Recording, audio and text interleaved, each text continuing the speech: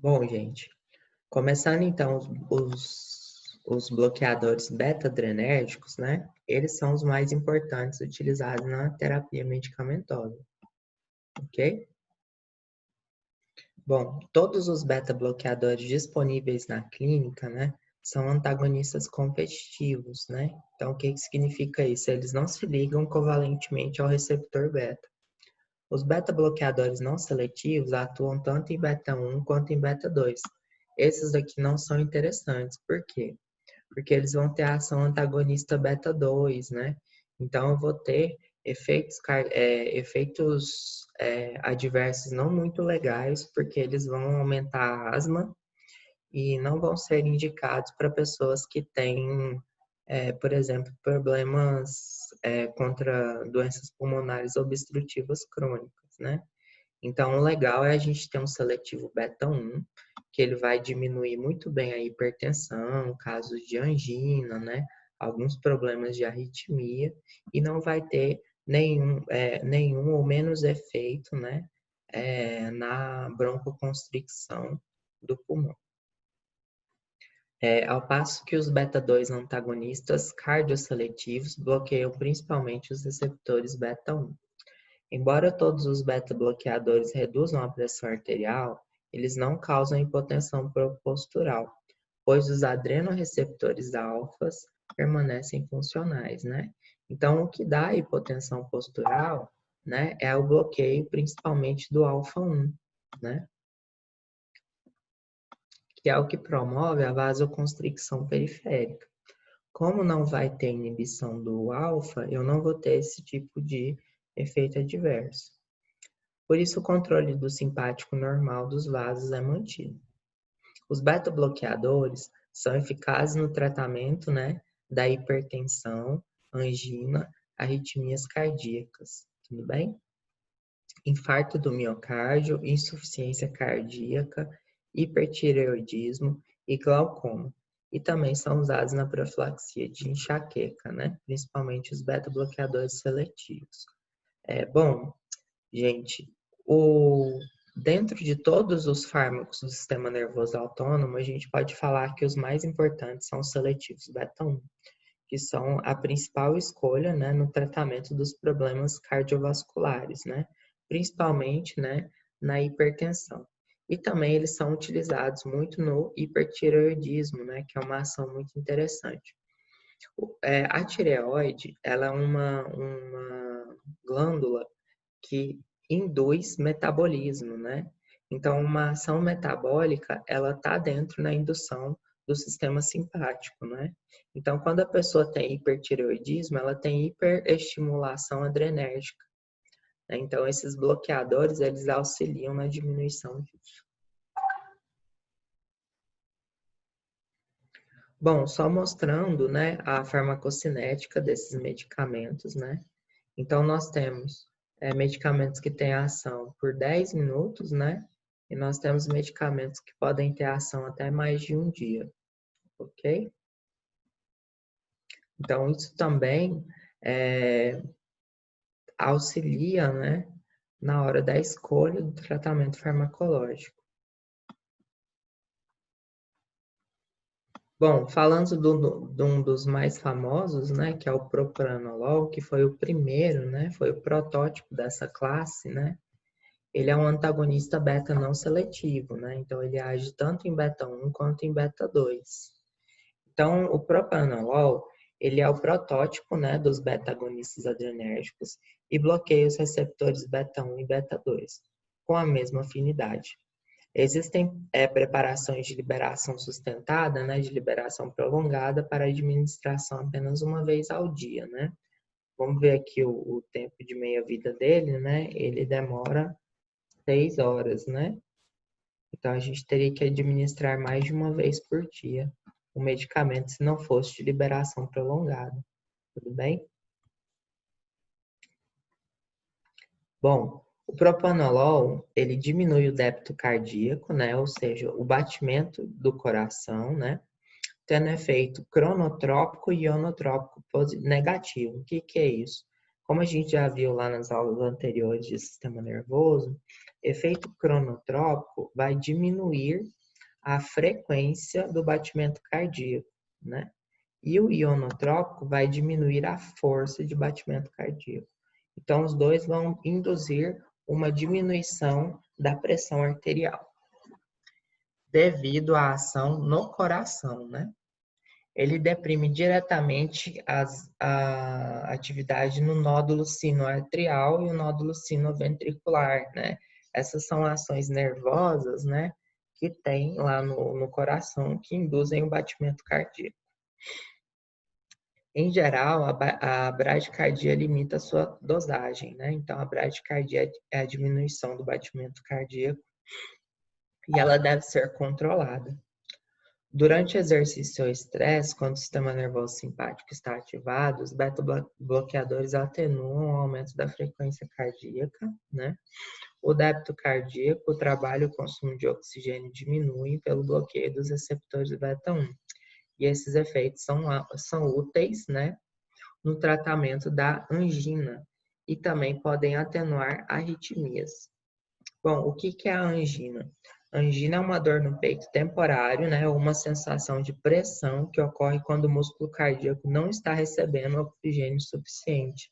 Então, quando a gente está fazendo algum exercício, alguma necessidade muito grande, né, de batimentos cardíacos, a angina ela é um efeito reflexo da baixa oxigenação do coração. Como que os fármacos beta-bloqueadores auxiliam na angina? Se ele diminui o débito cardíaco, eu vou diminuir a necessidade de oxigenação do coração. Então, eu vou diminuir quadros de angina, perdão. Ok? E ele atenua a arritmia da mesma forma, né? Às vezes a arritmia ela pode ser produzida por falta de oxigenação também.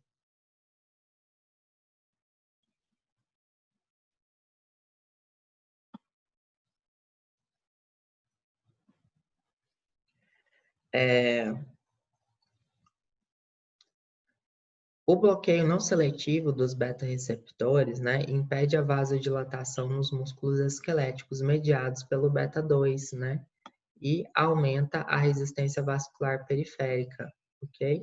Então, neste caso aqui, ele promove vasoconstricção periférica, né,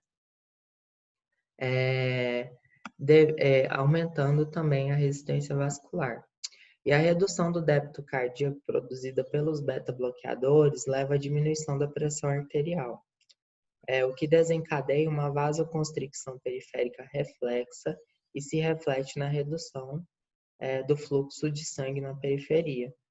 Em pacientes hipertensos, a resistência periférica total retorna ao normal ou diminui com o uso prolongado de propanolol. Então, há uma redução gradual das pressões arteriais sistólica e diastólica nos pacientes hipertensos. Aqui a gente tem como os principais efeitos adversos, né? Que seria a broncoconstricção. Então, o bloqueio dos receptores beta-2 nos pulmões dos pacientes suscetíveis causa contração da musculatura lisa bronquiolar. Né? Isso pode participar no agravamento em pacientes com doenças pulmonares obstrutivas crônicas, por exemplo, pessoas que têm problemas pulmonares por excesso de fumo, né? Ou então pacientes asmáticos. Por isso, os beta-bloqueadores podem, em particular os não seletivos, ser contraindicados para esse tipo de paciente, né? Outro problema que causa, né, são distúrbios no metabolismo de glicose, né? O bloqueio dos receptores beta diminui a glicogenólise e a secreção de glucagon, ok? O que é a glicogenólise? É a produção de glicose, ok? E o glucagon, ele controla a quantidade de glicose no sangue. Então, ele pode gerar um caso de hipoglicemia, que não é muito interessante. Por isso, né, se o propanolol é dado em um paciente diabético sob tratamento com insulina, é essencial monitorar a glicemia cuidadosamente, porque pode ocorrer hipoglicemia acentuada após a injeção de insulina. Por quê? Se está inibindo o glucagon, eu vou inibir a liberação de glicose no sangue, não é? E se eu dou insulina, eu vou pegar essa pouca glicose que tem no sangue e vou jogar para dentro da célula.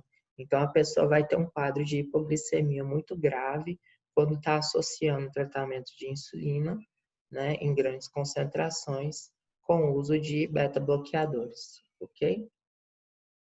Os beta-bloqueadores também atenuam a resposta fisiológica normal à hipoglicemia, ok? Então, em quadros hipoglicêmicos, né, os beta-bloqueadores diminuem a resposta à hipoglicemia, principalmente pela redução da secreção de glucagon.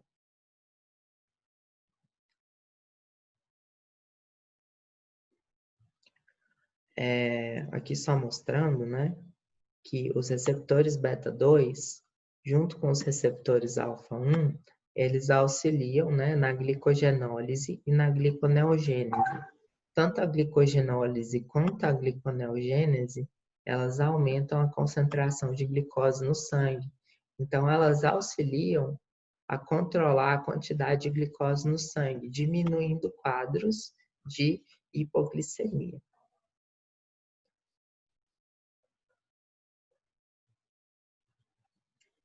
Que a gente já conversou, não precisamos desse slide. Bom,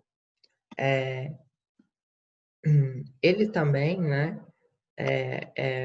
pode fazer o bloqueio o propranolol, né, pode fazer o bloqueio das ações do isoprotenerol, porque o isoprotenerol, lembra que ele é um agonista beta-1 e beta-2, né? Como o propranolol é um antagonista beta-1 e beta-2, né, eles podem ser utilizados na forma de antagonista. Então, os bloqueadores não seletivos, incluindo o propranolol, têm a capacidade de bloquear o isoprotenerol no sistema cardiovascular.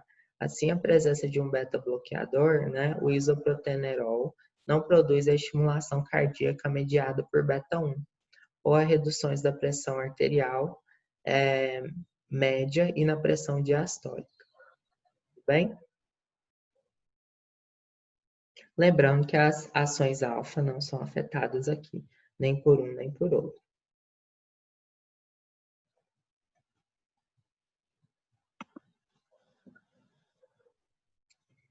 Bom, como uso terapêutico, né, a gente tem principalmente as ações cardiovasculares, né? O propanolol, né, é utilizado na hipertensão, né? Ele não diminui a pressão arterial em pessoas com pressão sanguínea normal. Ele diminui a pressão arterial em quem está com hipertensão. O mecanismo primário é a redução do débito cardíaco, e a inibição da liberação da renina pelos rins, né? A renina, né? Lembra que ela está dentro daquele sistema renina, angiotensina, aldosterona, que aumenta concentrações de sais no sangue, aumentando o volume sanguíneo, produzindo assim um aumento da resistência periférica. Então, como ele diminui a renina, né? Ele vai diminuir também a resistência periférica, né? E a redução do efluxo simpático no sistema nervoso central contribuem para o seu efeito antihipertensivo.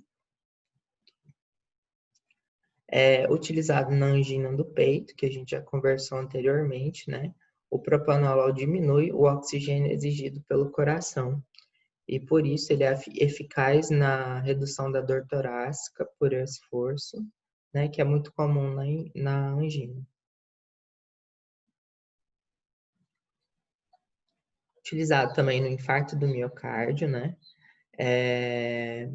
Assim, o paciente que teve um infarto pode ser protegido contra um segundo ataque e o uso profilático desses beta-bloqueadores auxiliam. Além disso, a administração de um beta-bloqueador imediatamente depois ao infarto reduz o seu tamanho, né? E acelera na recuperação. O mecanismo para esses efeitos podem ser o bloqueio das ações das catecolaminas circulantes, né? No caso, a adrenalina, que aumentariam a demanda de oxigênio no músculo cardíaco, já bastante isquêmico, né? O propanolol também reduz a incidência da morte súbita por arritmia após o infarto. Gente, não sei se vocês sabem o que é infarto, o que é isquemia, né? O infarto,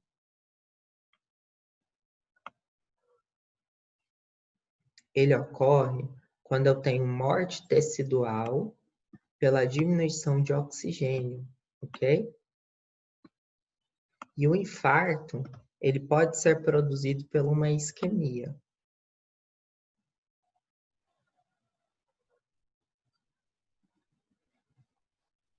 O que é a isquemia?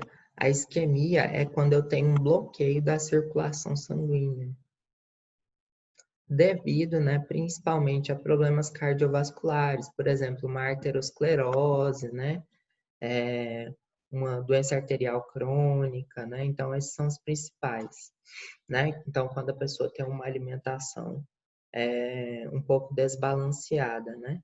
Então, ela produz trombos ou então produz alguns mecanismos que vão meio que bloquear a circulação sanguínea.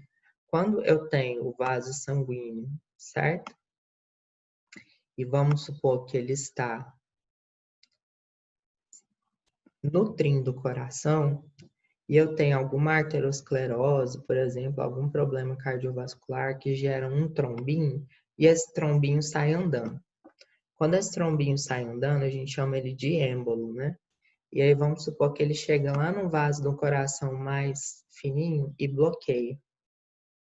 Quando ele bloqueia aqui, ó, eu vou ter uma interrupção da circulação sanguínea, não é? Então, isso eu chamo de isquemia. A isquemia é quando eu tenho interrupção da circulação sanguínea, certo? Se eu não tenho circulação sanguínea no coração, eu vou ter baixa de oxigênio e vou ter baixa de glicose, né? Se eu tiver baixa de oxigênio e eu tiver baixa de glicose,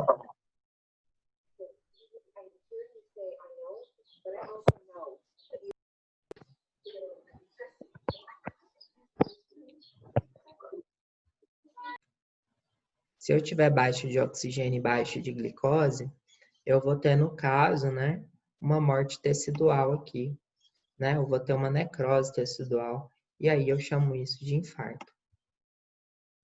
Tudo bem? E isso aí que é chamado de infarto isquêmico? Isso, exatamente. O infarto é a morte tecidual, ok? A gente pode ter infarto em qualquer parte do coração, em qualquer parte do corpo, ok? E o infarto é quando eu tenho morte tecidual por alguma coisa. Quando é isquemia, né? Geralmente eu tenho um bloqueio por um trombo movimentando, que a gente chama de êmbolo, ok?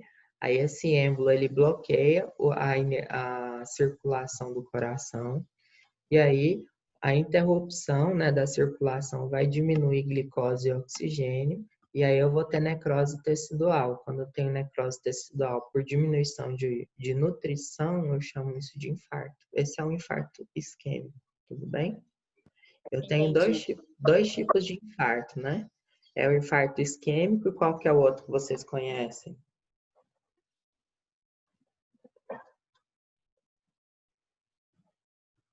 Conhecem outro não? Já ouviram falar de derrame? Já sim, professor. Então, o derrame é quando a pessoa tem gente, fugiu da minha cabeça aqui agora. Hemorragia, tudo bem? É o infarto hemorrágico, né? Nós temos infarto isquêmico e infarto hemorrágico. O que acontece quando tem um infarto hemorrágico? É quando a pessoa tem, né? Também associado a uma arteriosclerose, né? Também associada a uma alta pressão sanguínea. O que acontece? Os problemas cardiovasculares, eles são muito associados a um aumento de colesterol nos vasos sanguíneos. Quando eu tenho muito colesterol nos vasos sanguíneos, ele vai depositar na camada íntima, que a gente chama na parte mais interna dos vasos sanguíneos, ok? Sim, o infarto agudo, né? Significa que é um infarto inesperado, né? Tudo bem? E esse infarto ele pode ser promovido, né, por isquemia, né, ou então o que a gente está vendo agora que é por hemorragia, o infarto agudo isquêmico ou infarto agudo hemorrágico, né? Tudo bem? Bom, aí o que acontece quando eu tenho um infarto hemorrágico, né? Quando a pessoa tem por exemplo, a pessoa tem uma hipertensão crônica. Se ela tem uma hipertensão crônica, vocês concordam que o vaso ele vai estar sendo exposto a uma grande pressão sanguínea por muito tempo? Então, vocês concordam que a chance de eu ter uma lesão vascular pela alta pressão sanguínea é maior do que uma pessoa que tem é, o, o controle, né, da pressão sanguínea? Associado a má alimentação, principalmente com o aumento de colesterol, né, circulando no sangue, isso daqui é um pouquinho perigoso. Por quê? Porque o colesterol, ele deposita na íntima. Quando ele deposita na íntima, ele promove uma resposta imunológica aqui, né? Um recrutamento de macrófagos, e além do recrutamento de macrófagos, ele promove uma fibrose, ok? Então, é como se eu colocasse uma cicatriz na musculatura, né, da íntima, na musculatura das artérias, né? Não sei se vocês sabem, ao redor das artérias nós temos músculo liso. Por isso que a artéria, ela é ativa na circulação sanguínea, ela faz vasodilatação ou vasoconstricção. Então, ela precisa de ter um tecido que tem elasticidade. Quando eu vou em fibrose isso daqui, ó, essa elasticidade ela se perde, tudo bem? Então, quando eu faço vasodilatação e vasoconstricção, né, essa placa de arteroma aqui, ó, ela pode se destacar e virar um êmbolo, que a gente já falou, e vira isquemia. Ou então, quando ela se destaca aqui, ó, pela alta pressão sanguínea, eu posso ter uma hemorragia. O que é hemorragia? É uma lesão no vaso sanguíneo quando o sangue escapa para fora do vaso sanguíneo. Quando o sangue escapa para fora do vaso sanguíneo, a gente chama isso de hemorragia. Quando ele cai no tecido na qual ele está nutrindo, o sangue promove necrose desse tecido, certo? Se eu estou falando de um infarto no coração, ele vai promover também necrose no tecido do coração. Aí eu não vou ter mais um infarto isquêmico, eu vou ter um infarto hemorrágico. Tudo bem? Tudo isso promovido pelo aumento de gordura no sangue e também pelo aumento da pressão, que eu vou diminuir, eu vou deixar menos funcional, né? Menos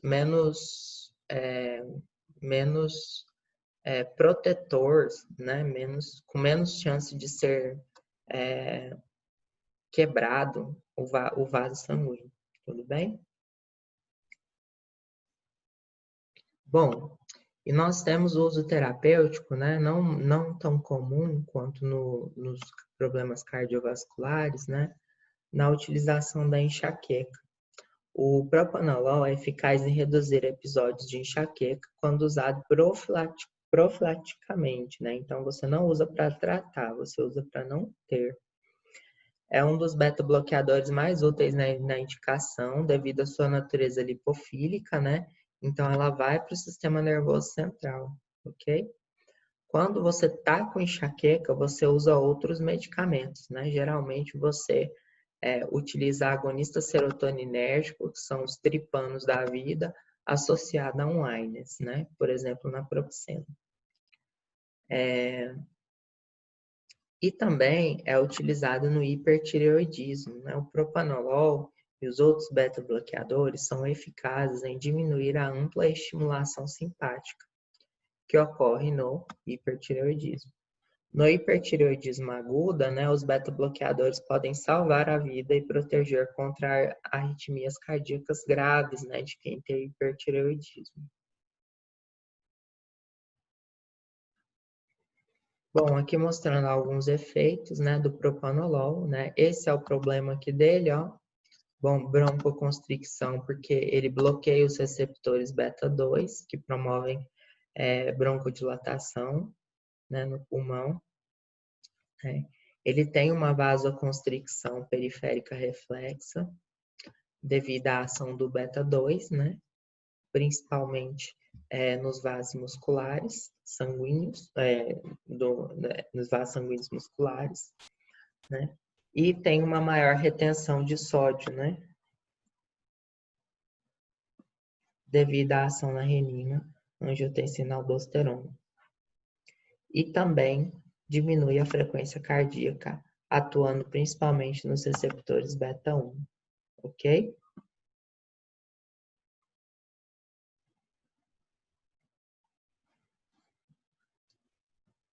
Bom, a farmacocinética acho que não é tão interessante.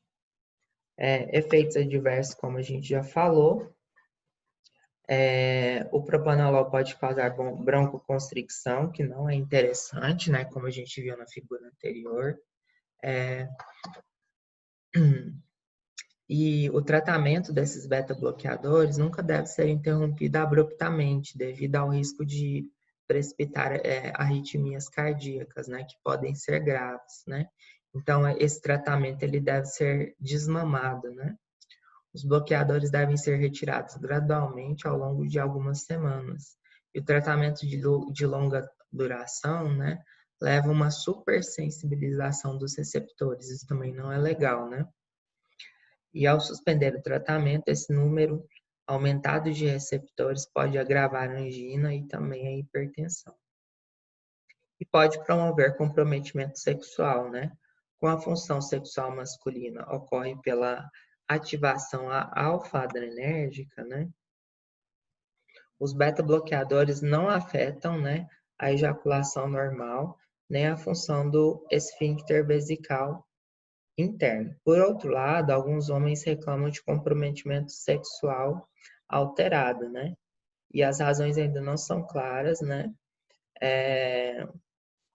Então, ainda não se sabe qual que é essa relação entre a utilização desses beta-bloqueadores e o comprometimento na ação sexual masculina, principalmente, ok?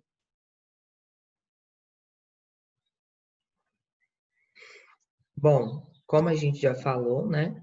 Ele diminui a glicogenólise e a secreção de glucagon, né? Então, o principal problema aqui é a hipoglicemia, né? E além disso, eles podem prevenir os efeitos contrarreguladores das catecolaminas durante a hipoglicemia. Assim, a percepção de sintomas de hipoglicemia, como tremores, taquicardia, nervosismo, né? São problemas, né? Quando a pessoa está utilizando esse beta-bloqueador. A principal função, né, dos receptores beta é mobilizar moléculas energéticas, como aminoácidos, né? Vai transformar esses aminoácidos em carboidratos passíveis de transformar, passíveis de serem utilizados para diminuição da hipoglicemia. No sistema nervoso central, o propanolol tem numerosos efeitos mediados pelo sistema nervoso central. Então, olha só, incluindo depressão, tonturas, letargia, fadiga, fraqueza, até alucinações, né? Então, assim, relatos de sonhos, de pesadelos, né?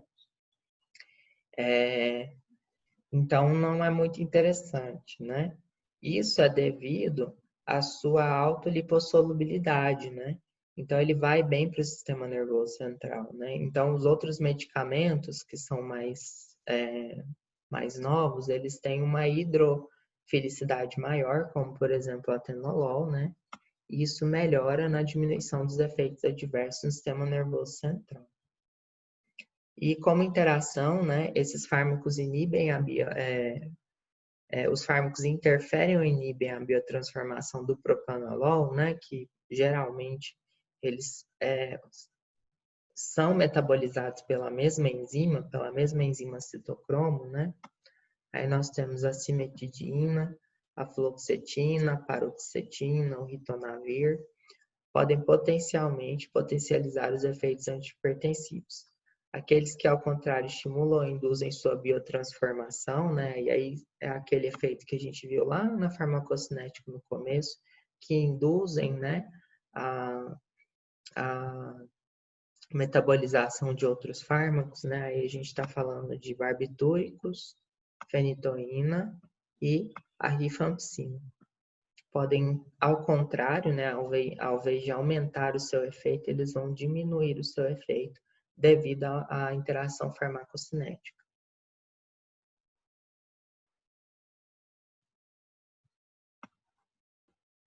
Bom, alguns efeitos adversos, né, do propanolol, o principal é a broncoconstricção, relatos de disfunção sexual, mas não sabe ainda o mecanismo correto, fadiga, né, porque vai diminuir a função cardíaca, arritmia, principalmente após a interrupção abrupta, né? Então, não pode ter interrupção abrupta desse tipo de tratamento.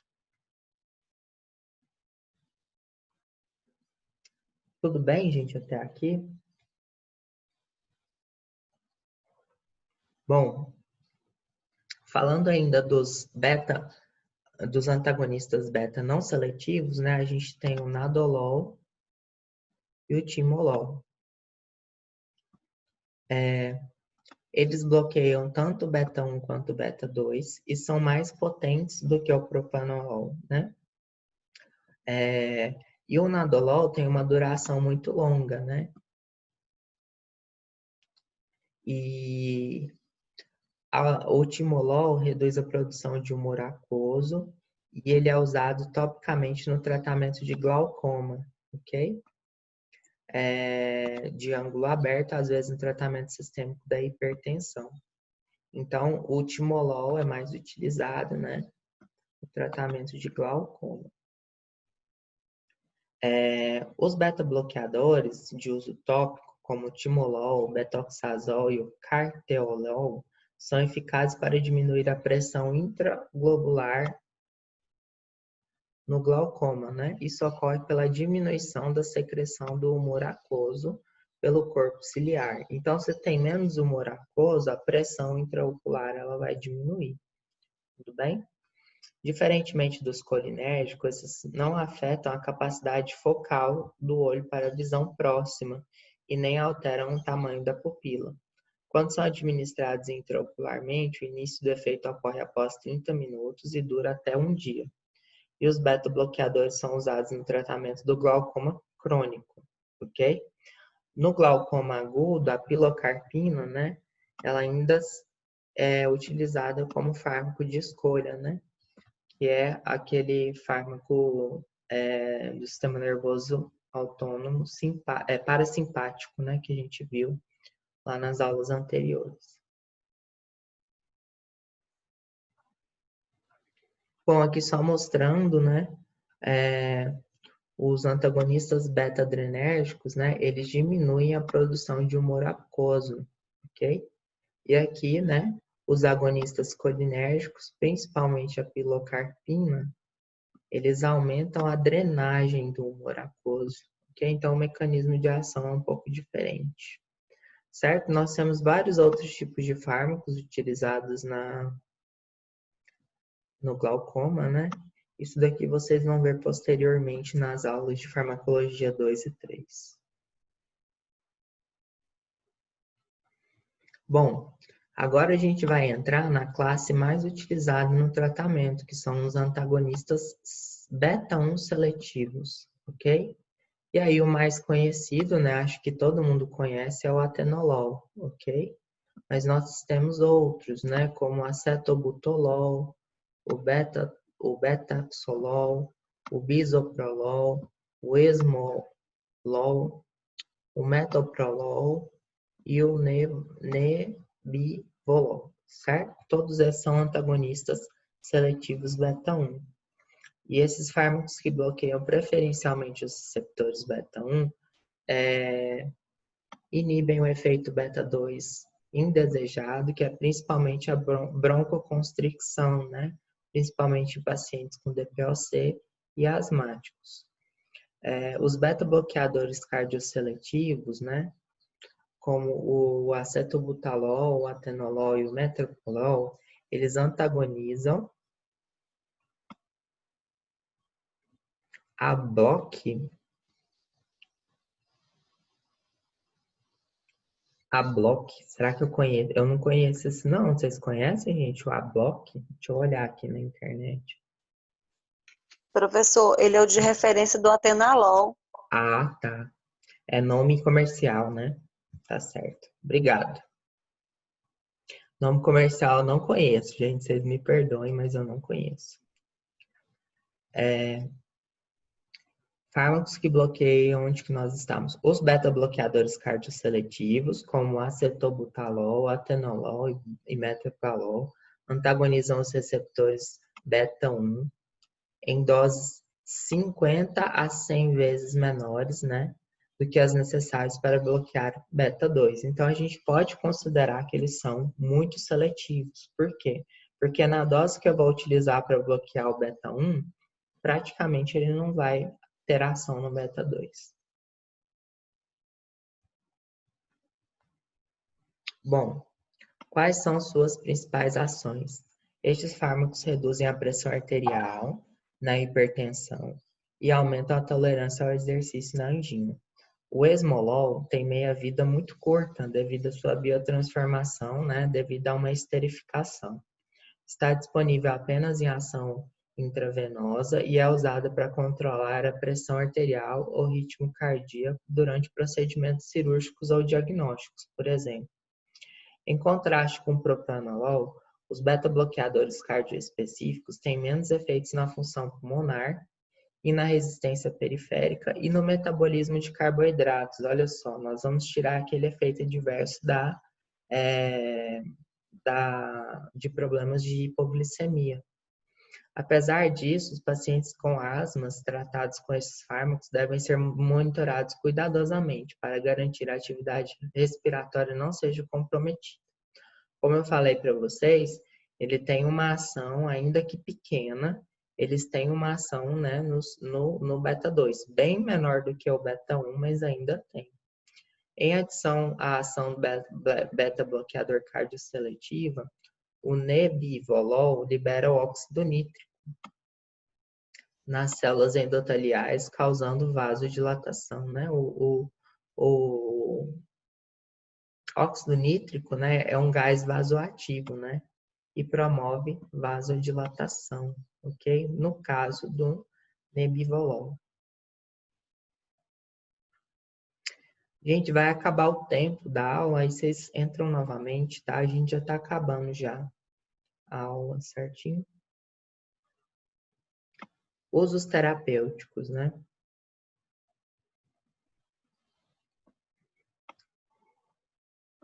Os beta-bloqueadores cardioseletivos são úteis em pacientes hipertensos com função respiratória comprometida.